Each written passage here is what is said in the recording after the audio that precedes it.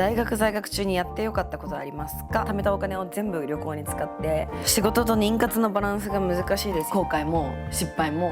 ないけど、やっぱ好かれたいじゃん、そりゃ人から。旅行中嫌な思いした時、罰が当たれって祈るしかないし。こんにちは、上野ありさです。今日は Q&A 撮っていきます。今はねロスにいるんですが、ロスでそうだ、せっかくだからマイクつける。ちょっとお待ちください。はい、マイクを使っていきます。これ買ったの最近なので、これを使っていきたいと思うんですけれども、いただいてるね質問に答えていきます。ちょっとテンション上げていかないとすごいローです。眠くて知るかって感じだと思うんだけど、みんな今回もたくさんの質問を読み込めてないけど、まだありがとうございます。じゃあいつも通りね30分のタイマーをかけます。今さ全然さ読み込めないんだけど、今見えてたやつではいつもイエローで何を頼んでるんですかっていうのがあったので、いつもイエローではアイスの今はオーツラテでミルク少なめを頼んでいます。私は濃いのが好きだから、本当はアイスカプチーノがいいんだけど、基本日本のカフェってカプチーノをアイスでやってくれなくて、アメリカは結構やってくれるんだけど、なのでアイスラテのミルク少なめで頼んでて、基本的にミルクはオーツミルクで飲ませていただいております。700円でございます。じゃあちょっと下の方に行って、運転得意って来てたんですけど、運転は全然自信がなくて、ただ免許取ったのが2019年なのね。だから比較的最近なんだけど、もうさすがに最近はもう毎日運転しているので、さすがに慣れて結構自信もついたっていうか、運転してて怖いヒヤヒヤみたいなのはなくなったかなって思います。だから得意だと思う。無事故無違反だし、なんか危ない運転あんまりしてないつもり。なんか周りの友達とかにも本当にマジでアリさん安全運転だよねみたいな感じで言われるから、今のとこ吸ったりとかはしてないです。すごいいっぱい質問ありがとうございます。毎回ネイルはどうやってデザイン決めてますかっていうことなんですけど、今はマグネットのネイルなんだけど、ネイリーのアプリ、ネイリーってアプリがあって、それが予約ができるアプリなんだけど、そのアプリで予約することが多くて、そのアプリの超頭回ってないわ今私。そのアプリの撮影、今アンバサダー的なものをやらせていただいてて、撮影とかがあるから、その撮影の時にネイルしたりとか、そういう時は企画が決まってて、私がデザインをその企画の中から選んだりとかすることが多いんだけど、ネイルとかよく探すから、インスタの検索ページにネイルの写真がよく出てくるので、そこをタップして、そこからこうスワイプして下の方行って見に行ったりとか、いろんな他のデザインとかを、でこれ可愛いなって思ったら真似したりとか、ちょっとアレンジしたりとか。だからフルで真似するっていうよりその参考にする画像とかを見つけてアレンジすることが多いです。でもすごい最近シンプルになったと思う、昔に比べて。なんかやっぱ生活に対して邪魔だったりするから、すごく年々ネイルがシンプルになっていってる気がします。大学在学中にやってよかったことありますか？私はねめちゃくちゃ旅行に行ってたの。大学の時もうバイトして貯めたお金を全部旅行に使って、お金なくなってまたバイトして旅行行ってみたいなのをずっとやってて、で大学生って休みが長いからそれができるし、社会人になると長い休みってなかなか、職種にもよると思うけどなかなかないから、もし海外旅行とかが好きだったりちょっとでも興味があれば、時間を作ることが社会人になるとすごく難しくなるので、あと一緒に行く友達とかもなかなか休みを合わせるのが難しかったりするので、大学生のうちに私はそれをやっててよかったなって、逆に今の仕事とか今の世界観とか、例えば英語の勉強とかそういうものにもつながったから、やっててよかったなと思います。飛行機に乗るとき、座席の位置や服装のこだわりなど決まってるルーティンはありますかということなんですけど、座席の位置は基本窓側かな。もしエコノミーとかだったら通路側ですね。トイレに行きたいから。ビジネスだったら窓側だけど、なんか、噂だし本当微量だと思うんだけど、放射能を浴びるじゃん飛行機って。なんか真ん中の方が弱いって聞いたの。だから真ん中の方がいいのかなとも思いつつ、友達と一緒に例えばビジネスに乗る機会とかがあったらそれって最高のことだけど、だからあったら真ん中で2人で一緒にとかだけど、1人の時は基本窓側で、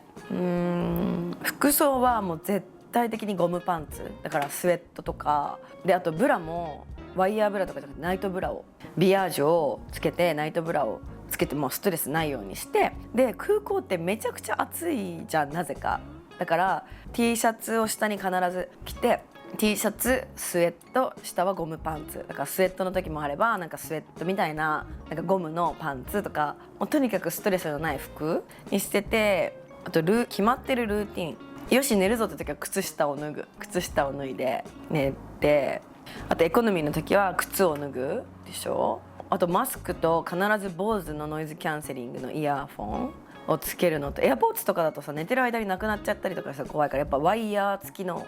ワイヤーレスじゃなくてワイヤー付きイヤフォンがいいので、一生ずっともう廃盤になってる BOSE のノイズキャンセルのイヤホン使ってるので充電しなきゃだけど、それを使っています。そんなもんかな。飼いたい犬種なんですか？これ結構来てて、私はプードルミックスとかその毛の抜けない犬じゃないとアレルギ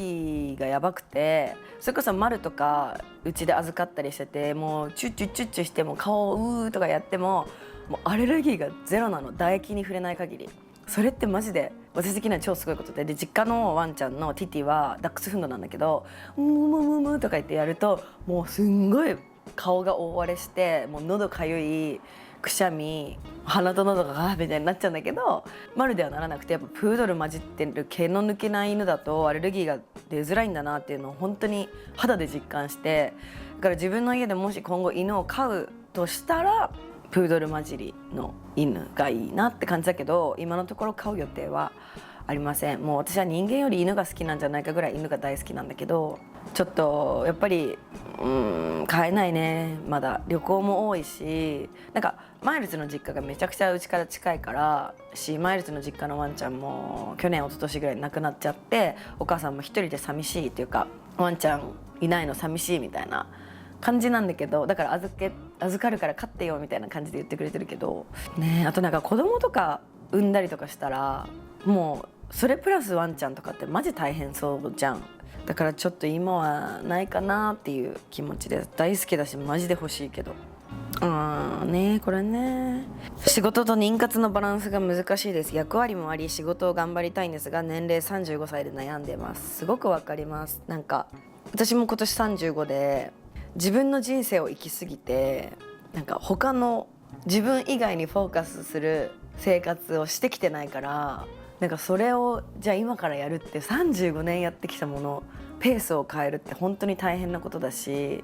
相当難しいことなんだろうなって思うけど、やっぱ女性は、リミットっていう言い方はすごい聞こえが悪いけどさ、その聞こえが悪いっていうか、でもリアルなことだからさ、子供が欲しいんだったらやっぱ行動しないといけないというか、だって作ってみようと思ってできるかも分かんないわけだし、子供が欲しいんだったらもうやってみるしかないよね。多分なんか私はもう母になるわみたいな、専業主婦の方とかはあれだけど、仕事をしてて仕事を続けたいタイプの人からしたら、私はもう母になるわなんていうタイミングって絶対自分じゃ作れないから、もう子供を作ることを先にやっちゃった方がいいんじゃないかなと思います。わかるけどね、めっちゃ言ってることは。あと日々の写真や動画のデータはどこにどのように保存されてますか？ウケる。そうだね、日々の写真やデータはもう全部 iCloud です。で2テラの契約しててもう満杯になっちゃいそうで、2テラがだよ。だから6テラ、次6テラなの超飛ぶじゃん。4ないんだみたいな。で6テラだとめっちゃ高いんだよね。月々4000円ぐらいとかだったかな、もうちょっとした分かんないけど、月々この値段高っみたいな。しかもそれでまたさ6テラにしたらさ、それを払い続けて、で今度6テラじゃまた足りなくなるわけじゃん。そしたらまた増えてく、一生払うお金みたいな。どっかのタイミングでマジで整理しないとなんだけど、だから飛行機に乗ってる時とか私基本 Wi-Fi つなげないのでカメラロールの整理したりとかしてるんだけど、飛行機の中で結構それやることが多いんだけど、カメラロールの整理って本当にめんどくさいよね。私とか部屋とかも散らかってるタイプだから、やっぱそういうのってカメラロールとか携帯にも出る気がするんだけどわかる？本当そんな感じです。ダメ。でも全部普通に iCloud です。これも難しいな。私は今までした自分の選択全部に後悔してます。ありさちゃんを後悔することや後悔した時の気持ちの切り替え方などありますかということなんですけど、全部に後悔してるの？そしたらなんかその状況を変えられるような何か選択肢はないのかな。なんか全部に後悔してるのか。私はあんま後悔しないタイプっていうか、あんまりなんかああしとけばよかったなとかたまに思う時とかあるけど、あんまり気にしてないかな。てか本当になんだろう、肯定派、全部結構肯定派なので、ああしとけばよかった、ああしてればこうなってたっていうのは、そういうたられば系はあんまり考えないようにしてるかな。結局だから今の自分の幸福度っていうか、今自分が幸せだったら、そのああしとけばよかったなっていうものって、この今の自分を作ってくれてるから必要だった材料なわけで、だから今の自分がどれだけ幸福度高いかに持っていくかが、その後悔云々とか後悔しないようにとか後悔しないためにとかじゃなくって、今の自分の幸福度を上げることにフォーカスすると、じゃあ自分の幸福度が上がった時にこのことは全部その材料になるわけじゃん。これを経ての自分だから。だから過去のことをじゃあこうじゃ考えるよりも、今の自分の幸福度を上げることにフォーカスした方がいいと思う。どっちにしろね、それは。だから私は多分後悔も失敗もない。あるけどね、受け入れてない。てか私の髪色めっちゃいい色超ランダムと思います。幸福度上げていきましょう。ヘアカラーの頻度を教えてください。私はプリンになったらだね、なので2ヶ月弱に1回かな。イズムで染めてもらってるんだけど、カットもね。でイズム自体はヘアセットで結構お世話になってるので、まあほんと結構月に何回も行かせてもらってるんだけど、プリンがある程度伸びないとブリーチができないので、短すぎても長すぎても。だからこんくらいだなって気になるなってなったら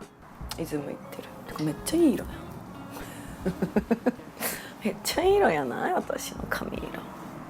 人と接する時に心がけてることは何ですか？初対面もお友達も。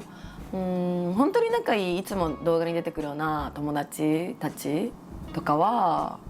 同年代の、だからアナの、あやのとかあさみちゃんとか、いいちゃんとか、そういうメンバーはもう本当に何も心がけてないかな。普通にマジですだし、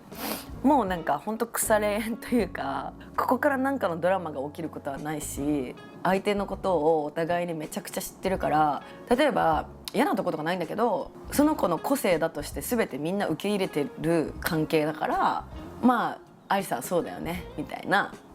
悪い意味でもいい意味でもそう割り切ってっていうとすごいなんかちょっと冷たい感じに聞こえるかもしれないんだけど、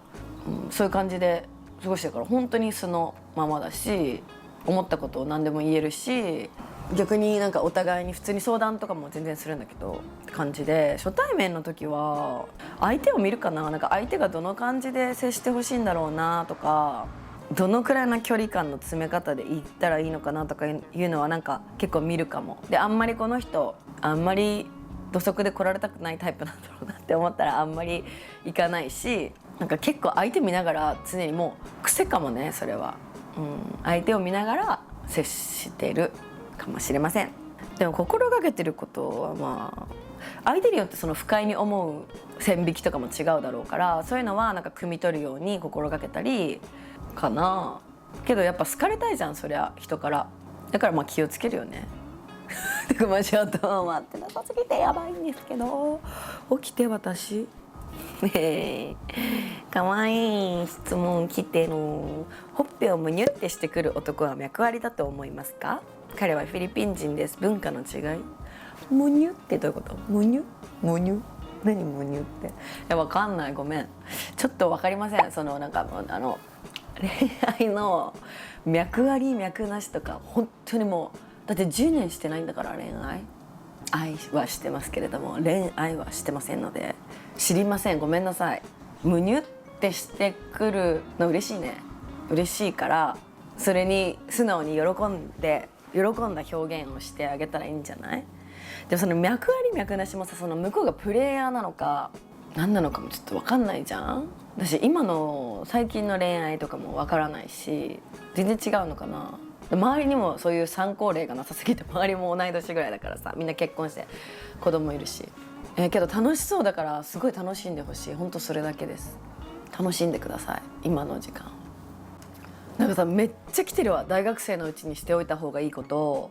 20歳です、若い頃に経験しておくといいことなんですかっていうのがすごい来てるんだけど、まあさっきも言った旅はそうだけど予算もあるじゃん。お金がじゃあバイトしても家賃払わなきゃいけないパターンで旅は行けないなとか、韓国とかタイとか近くてさ安いところでも行けたら行ってほしい、世界を見てほしいなって特に若い子には思うんだけど、あとは人とめっちゃ接すること、なんかそんなに普段仲いいメンバーとかじゃない友達とかとも差しでご飯行ったりとか、人の考えてることとかこの人はこの物事をどうやって捉えるんだろうとかっていうのって絶対今後の社会になんか10人十色で本当に10人いたら10人、同じ考え方の人もいるけど違う考え方の人もいて、でもどれが正とかってないっていうかさ、なんかそうとかこういう感じの人はこういう考え方なんだとか、なんか人と接すれば接するほど経験値が上がっていくというか、人に対しての免疫がついていって、でいろんな考え方を知ることによって自分の考え方もなんか柔軟になる。それで考え方が変わるとかそういうことではなかったとしても他の考え方を受け入れられる脳になっていくと思うから、差しでご飯とかなんか適当な話するだけじゃなくちょっと深い話とかもできるような状態じゃん。だって大人数でご飯行くとさ、適当な話恋バナとかしたりさ、最近のあれがこれがとかいう話をして終わるところを差しだと結構さ、意外と大人数だと話せなかったこととかも話せたりするから、私は結構差しでご飯をめっちゃ行ってたんだけど、だからそういう時間を作るのもとにかく人に時間あるじゃん大学生って、なんか夏休みとかはね、学校の時って学校行って授業受けてバイトして遊んでとかでめっちゃ忙しかったんだけど休みとかがやっぱあるから、で海外とかに行けないってなったらいろんな友達と会ったりとか、人と会うでいろんな考え方聞くのはすごいやっといた方がいいかなって思います。あとは私聞いている相手が私だからちょっとあれどうしてもなんか外向きな意見になっちゃうんだけど、語学は若いうちに何でもいいから韓国語でも中国語でも英語でもスペイン語でもフランス語でも何語でもいいからなんかちょっと学んでおくといい気がする。私は英語勉強しててよかったなって思うから今。マルジラのブーツの履き心地どうですか？めちゃくちゃ良いです。でめちゃくちゃ歩きやすいし靴ずれもしないんだけど、ボッテガのアウトレットで買ったブーツもめちゃくちゃいいです。本当同じ感じ、つま先が足袋か足袋じゃないかみたいな違いというか、めちゃくちゃ歩きやすいです。とっても疲れた時は体のメンテナンス何をしますか？湯船に浸かる、寝る、あとはエステリディアルに行くか、エレナは整体なんだけど美容整体、エレナとかはもうマッサージみたいな感じなので、リディアルも結構セルライト系だけど流してくれて体の凝りがほぐれるのでエステに行くとかかな、疲れた時は。でも結局なんか本当に疲れてる時って寝て休んでみたいな感じですね。これはなんかみんなにも質問じゃないんだけどみんなにも良さそうなのでピックしますね。執着してた仕事を辞めました。ストレスフリーでこれから変化していく自分の人生楽しみ。いや素晴らしい。だって執着してたことを手放すってさすごい大変なことだし勇気がいることだし、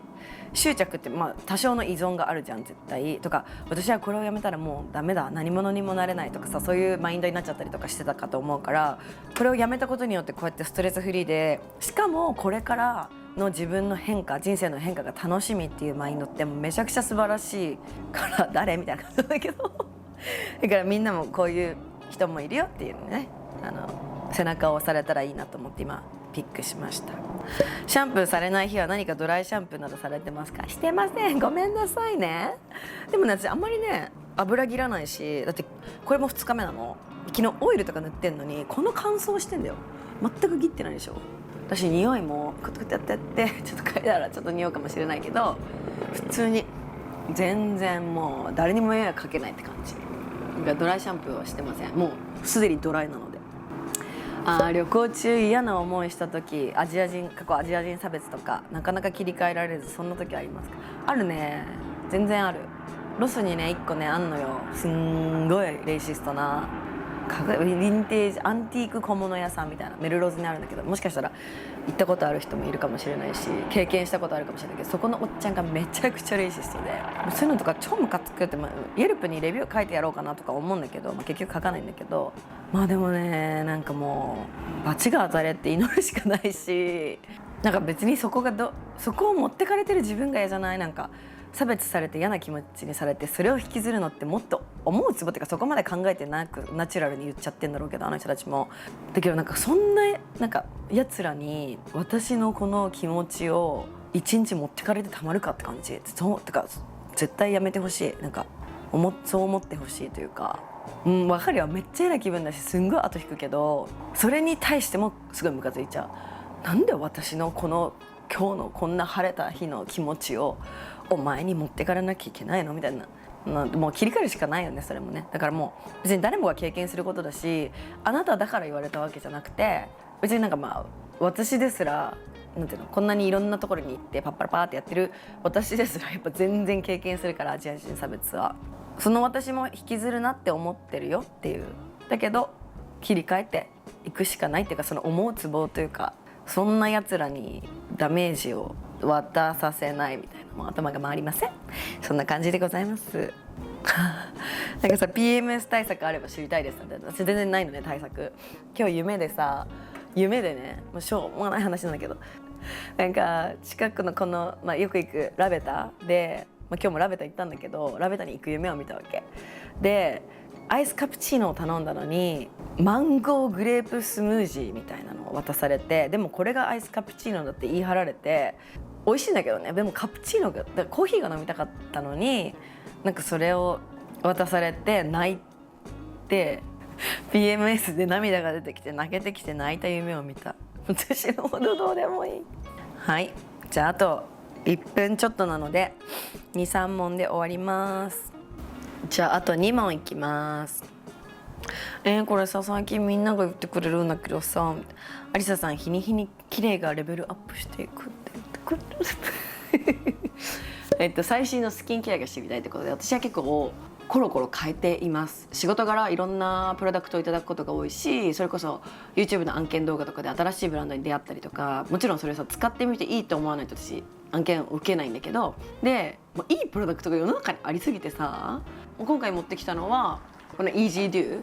を使ってるんですけどこれもすごくいいですね。でもなんだろうね最近いいのはあとやっぱデコルテの導入乳液がやばいあれめっちゃいいね。多分ロスとか乾燥してる地域に住んでる人とかにもめっちゃこっちが入るのか知らんけどいいしプラス、